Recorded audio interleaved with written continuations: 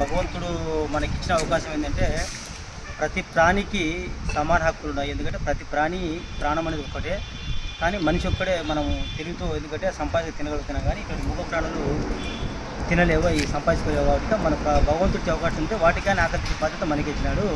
శ్రీ వినాయక ఫౌండేషన్లో మనము చూడి ఎన్నో కార్యక్రమాలు మూగ ప్రాణులు చేస్తున్నాము. కుక్కలకు, కోతులకు, ఆవులకు, మిగతా వన్యప్రాణులు ఎన్నో కార్యక్రమాలు చేస్తున్నాము. అడవి ప్రాంతాల్లో నీళ్లు పెడుతున్నాము, వాటికి దక్కి తెస్తున్నాము, ఆకలి తెస్తున్నాము.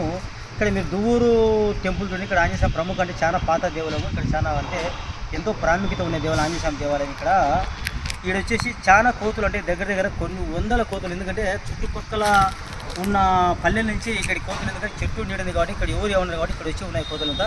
ఈ కోతులు ఉన్నాయి కానీ వాటికి ఆహారం అందక చాలా అల్లాడుతున్నాయి. కొద్దిగా అంగల్లో పడితే వాళ్ళని కొట్టడంతో ఎక్కడికి వెళ్ళలేక ఇక్కడే ఉన్నాయి. వాటికి ఆహారం అందించాల్సింతో శ్రీ వినాయక ఫౌండేషన్ టీము ప్రతి వారంలో ఒకరోజు ఇక్కడ మనము వాటికంటే ఏ రకమైన పనులు ఉంటే మన అట్టిపళ్ళు అయితేనే, టమాటో పనులు అయితేనే, మిగతా ఎన్ని రకాల పనులు మనం ప్రతి వారంలో ఒకరోజు అందిస్తున్నాం. ఈరోజు కానీ శ్రీ వినాయక ఫౌండేషన్ ఇక్కడ ఉన్న కోతులకంతా ఈరోజు మనము అట్టి పనులు, టమాటో పనులు అందించి వాటికి ఈరోజు కొంతవరకు ఆకలి తీసామనుకుంటున్నాము. ప్రతి ఒక్కరు బాధ్యత ఇది.